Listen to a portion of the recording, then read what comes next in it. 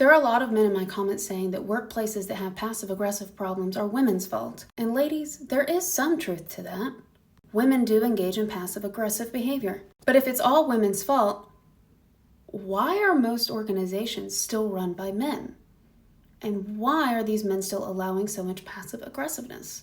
I mean, in fact, recently we saw the richest man in the world and the President of the United States get in a girl fight. Many people comment on how it was a girl fight, but it was two grown-ass white men. So men absolutely engage in this behavior, and we often see it among white-collar, upper-class men or upper-middle class. And what these comments leave out and don't seem to understand is also the power of social class.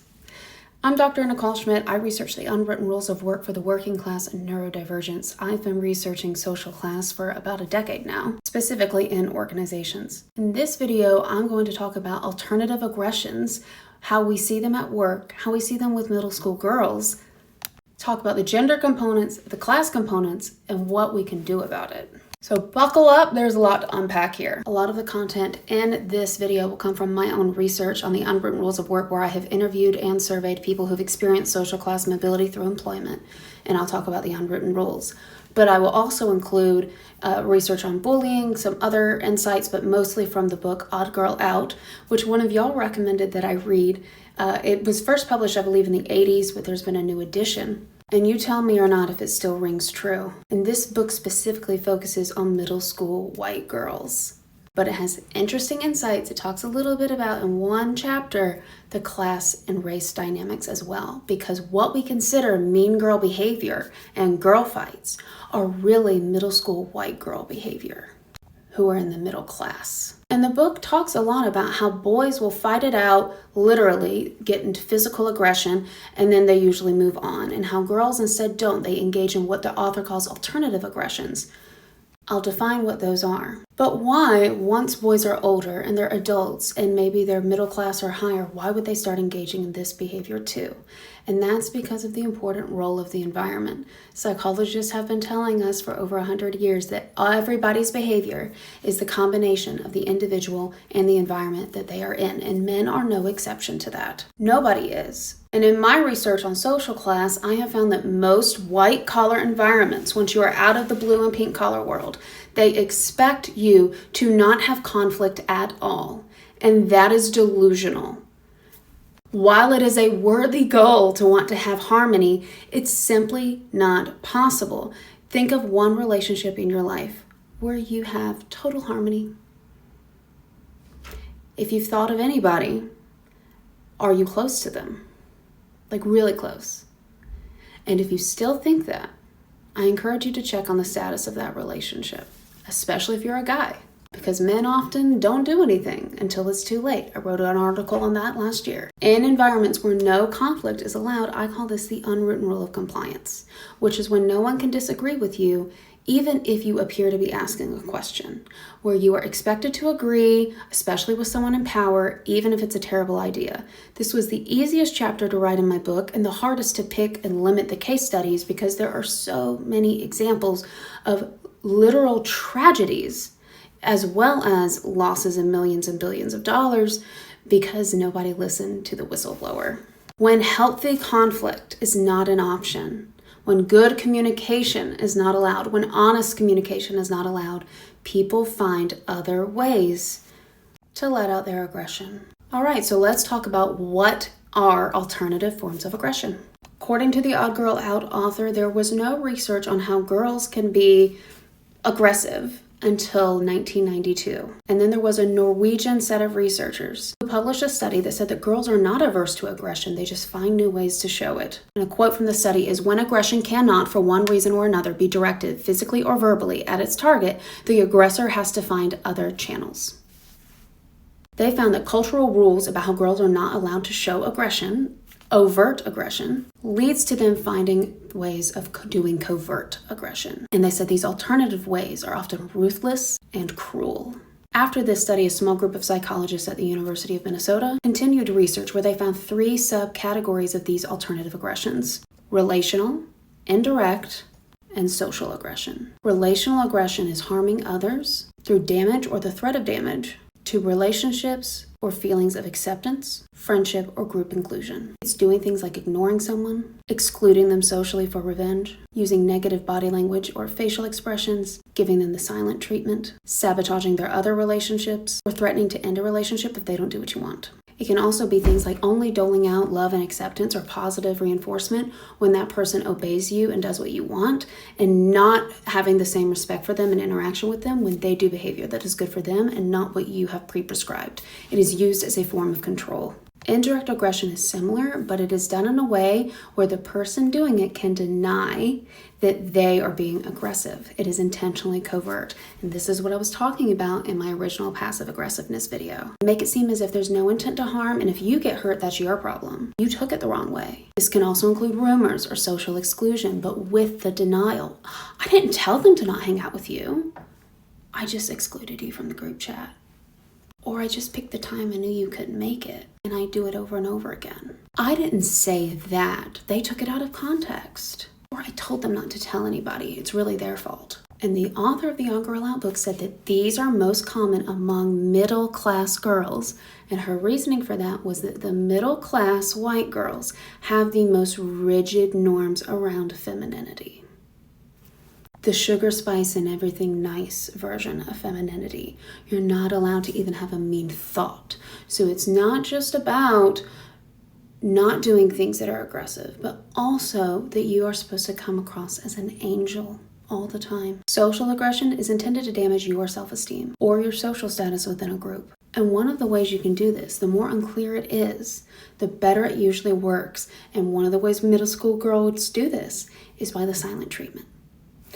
By not talking to someone. Because when you refuse to talk to someone, you automatically win. Because you never get to hear their side, you never get to hear their perception. There's no rebuttal. It's very cowardly, but unfortunately very effective and harmful. Because it also makes the conflict so much worse. So even if it was a very little thing, by ignoring it and letting it fester, it gets worse. And I've talked about this a lot with my workplace bullying content. The number one way that managers respond to learning about bullying at work is doing nothing. We've talked about this a lot with the unwritten rules of work. When you bring a problem forward, again, the unwritten rule of compliance, that you can't disagree, that you can't show anything negative, that you can't show how something might be a problem. It festers, it builds, and then it's worse. When nobody can come forward, the toxicity builds and the problem worsens. Now, we've talked about middle school girls. How would this show up in your work environment? Similar to how a middle school girl might try to isolate someone from her other friends so that they can rely only on her, a manager might do this if they get upset when people are networking, have access to other opportunities, if they know other managers or people higher up, if they are developing strong relationships with people who are their coworkers and they're well liked, they might try to isolate them. And that way that person gets normalized to the abuse, doesn't have the opportunity to get help from other people or to have a sense of normal where other people are like, what is their problem? Why are they doing this to you? That's not normal. Also similar to how middle school girls will avoid conflict and say, no, let's just be friends. I don't remember why we got in such a stupid fight. Let's just ignore it. That's like we've already talked about. You kick the can down the road and there's just a bigger blow up, and things festering and rumors continuing, and the sabotage happens in more subtle ways. There's also the irony that once middle school girls become popular, it's not over. It's a constant competition. You're constantly in the spot, and you have to become more distant from yourself. You have to cut off the friends you had before. Maybe not all of them, but a lot of them. You have to sit with the cool kids. You have to perform the way a popular kid would, distancing yourself from who you are as a person. I'm going to read a quote from the All Girl Out book. It says, "The popular girl has sacrificed her connection to her true feelings in order to remain in less authentic relationships with others. In the process, she's become disconnected from herself. I belong, but I don't belong. I fit into a lot of groups, but I'm not part of any group." I hear people say all the time their worst managers have been women, especially white women, and they don't understand why. They've gotten so high up. We also do this at work because because it's never like a women majority corporate board or C-suite, even if a lot of the middle managers are women, the eyes are usually on the token person, whether this be race, class, gender. The eyes are on them, and any mistake they make is going to be a bigger deal than if a majority member did it. And many people often sell their souls and feel the competition to do what they need to do to stay there, to keep others out because there can only be one, and they step on the people below them instead of paving a path forward. Another quote from the book: "The myth that popular girls are blissfully content couldn't be more wrong. The closer you get to the epicenter of popularity, the more perilous it gets. Even though it looks secure, it's the most insecure thing in the world," Aaron told me. "Everything changes in there. You compete with those 5 people every day. Who does things first? Who looks the best? It's hard and competitive. There's so much insecurity and fighting because you're selfish." Now, why does this impact girls the most? Because in a lot of cultures, and I'm going to speak from the perspective of someone in Western culture, women are not allowed to be aggressive. And this relates to another unwritten rule of work, the unwritten rule of being assertive but not too aggressive. And this is a dyad that women, particularly women of color, have to navigate a lot. And it's a totally unfair perception of that when they are being assertive, they are assumed to be aggressive. While a lot of times the same behavior by a white man would be considered confident, self-assured, using self-promotion, ambitious, etc. We have cultures where girls are not allowed to have open conflict, or they're a bad girl. They aren't even allowed to be angry. To express anger is bad. But boys, while they get in trouble if they get in fights at school, it's not nearly as socially penalized. Girls get their status from having relationships with other people. This is ironically what networking is later on in life. But that's not benefiting women as much either, because while women tend to have more relationships, they do not leverage their relationships the way men do. And that is a battle and a half. That's something I work on with a lot of my coaching clients who are first generation. And if that's something you want to hear more about, you can book a 20-minute call with me and we can see if a coaching relationship would work for you. Listen to this quote from the book. "The culture derides aggression in girls as unfeminine, a trend explored in chapter 4. Bitch, lesbian, frigid, and manly are just a few of the names an assertive girl hears. Each epithet points out to the violation of her prescribed role as a caregiver. The bitch likes and is liked by no one. The lesbian loves not a man or children," which a woman should, "but another woman," as in a woman should, like that's the pressure. "The frigid woman is cold, unable to respond sexually, and the manly woman is too hard to love or be loved." Yet ours is a culture that has ignored the closeness of girlfriends. Many people believe girls should reserve their true emotions for boys and that girls should channel their caretaking towards husbands and children.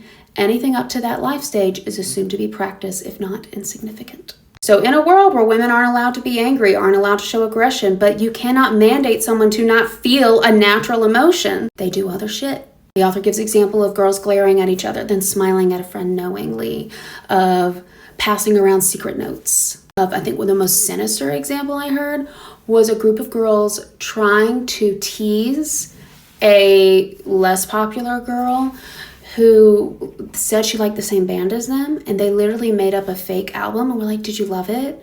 And the unpopular girl was like, yeah, it was so good, like just eager to get their attention and please. And then they made fun of her for months, like kept going on this fake album, just to make her look like an idiot. Just to point out, just to flaunt their power, that she wanted their acceptance. That was just so dark to me. Now, where do the class and race components come in? I've talked a lot on here about how an unwritten rule of work that most of the research participants I've talked to who are from working class backgrounds really struggle with corporate indirectness. Neurodivergent struggle with this too. And part of that, and that is still true, even with all these gender dynamics. I have heard one of my working class white women participants say that I don't do middle class femininity. I'm not a fragile little girl. I'm not dainty. I'm not folding my hands and sitting around like I grew up on a farm. Like I'm a strong woman and I'm allowed to be. But there's also the component of when you've grown up in environments that there's a lot of hardship and there can even be some hostility, that you have to learn how to stand up for yourself even if you are a girl. And speaking indirectly would be a sign of weakness. Listen to this section of the book about girls whose lives include oppression. For them, assertiveness and anger were tools of spiritual strength. These young women might encounter the misogyny of families and neighbors, the racism of teachers, and threats of violence in their neighborhoods. Where economic struggle and disenfranchisement prevail, self-assertion and aggression become as much of a part of the social landscape as playgrounds and ice cream trucks. In this world, silence can mean invisibility and danger. Researchers Lynn Michael Brown and Carol Gilligan have found that girls on the margins of society, those who are lower income and or racially marginalized, were more in tune with their thoughts and feelings than middle-class white girls specifically. She said that working class African-American girls, and she used the term African-American, so I'm not sure if that's only in that sect of the Black community, are most likely to value the ability to speak one's mind. That it is a form of empowerment and resistance for them, because if they blend too much into a world not made for them, they may be giving into their own oppression and demise. Now, this author also quotes bell hooks and cautions about romanticizing Black girlhood, because the quote from bell hooks is that these are not necessarily traits associated with building self-esteem. An outspoken girl might still feel worthless because her skin was not light enough or the right texture. So to me, I read that quote as this isn't necessarily a problem with the directness. It just doesn't mean that she has no problems in her life. But insisting on directness doesn't change that the culture doesn't reward it. The culture with power, which is middle class and higher. I know there's a big difference between middle class and like the top 2%, but the middle class do enforce a lot of the rules in the environments, like jobs that pay well and good schools, that while these girls' communities, the working class and women of color, these communities may value them being direct and in touch with their feelings more, for these women to have opportunities, they still run into issues when the cultural norms, the unwritten rules, say that it's not okay for them to feel anger, negative emotions, or have conflict with anyone. And that is where the unwritten rule of being assertive but not too aggressive is disproportionately targeted towards women, especially Black women. The author does briefly mention that Latina women are raised in a culture with a lot of Marianismo, which is where the ideal womanhood is to be like the Virgin Mary, the servant to your husband and children, and all giving. And that also doesn't include that you're allowed to have negative feelings or take care of yourself or have conflict. And I've worked with several Latina coaching clients who we've had to unpack that pressure to be, especially with authority members, subservient and meek and quiet. But as soon as they stand up for themselves, then they're the fiery Latina stereotype. And so just the women changing their behavior isn't enough. We have to change the norms about what is deemed acceptable among certain groups and have the same expectations that are applied across groups. Because as this book points out, the most direct communicators are Black women, the ones who aren't giving into these same very narrow middle-class white girl stereotypes of femininity. And who is the woman that gets the most blame for being masculine, for being aggressive, for being angry, are Black women. So until we change that everybody can have an appropriate level of emotional range, and that conflict is going to happen, and we have healthy ways of navigating that conflict, the individual woman changing her behavior is not enough, unfortunately. So what do we do about this? Well, one, we have to recognize non-physical forms of violence. We have to recognize psychological violence. And in the US in particular, I can say, having spent my whole life there, we are not good at recognizing things that are not tangible. Like, we recognize physical health way more than mental health, even though mental health impacts physical health. We have the whole sticks and stones can break my bones, but words can never hurt me, which is not true.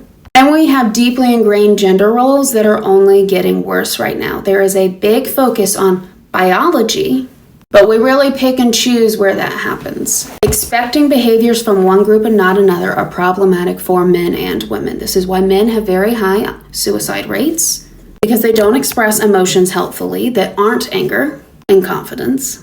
And why women are considered a bitch for self-promoting and doing other behaviors that are needed to move up in a workplace environment. Until we get rid of these stereotypes, that's not going to happen. I'm designing a course right now that I'll have in my school, and I mentioned in my book multiple times, on frame of reference training. And if you are in HR or a manager, this is really important for defining what behaviors, including the soft skills, are really needed to do the job well, and making sure everybody who's rating on those behaviors understands what they mean. I'll probably go live with that training probably beginning of January, since we're in the holidays already. The link to my school is in my bio. I'll keep y'all updated on here. And most of all, we have to create environments where we acknowledge that conflict's going to happen, aka we have to live in reality, and we have to know that what conflict is healthy and enforce that as our standards of respect. In the All Girl Out book, the author talks about how parents who ignore relational aggression among children, that it just gets worse. Managers do that all the time. That's the number one response to when people report bullying, is ignoring it. You can't. You have to define the norms on your team that all of these covert behaviors are unacceptable. And to know they're happening first, you need to be able to recognize it. My first module on workplace bullying is just about identifying white-collar bullying behaviors, because they're usually not punching people in the face. There are other more subtle things. And in enforcing these things, we have to also realize that we cannot force anybody to be friends. And that is an overcorrection I see workplaces try to do that actually cause a lot of problems. I hear from Black women in particular that they are forced to be friends with white women a lot. Like they've been explicitly told by managers, you have to be friends with her. And that's bullshit. That's also part of the tyranny of nice that women are expected to do, and even more so labor from women of color, particularly Black women. That's literally has roots in slavery of white women dictating their whole life.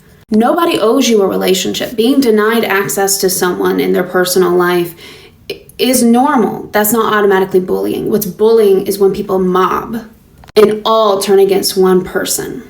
Accept that not everybody is going to be besties outside of work, but you can still expect that people know how to work together and are good teammates while they are in the office. We need to have the option of talking openly about frustrations, about collaboration styles, and about how we express conflict. And something you can do as a manager when people come forward and they tell you their version of the story, something you can ask if you suspect they might be engaging in relational aggression is, what do you think the other person is going to say when I ask them about this?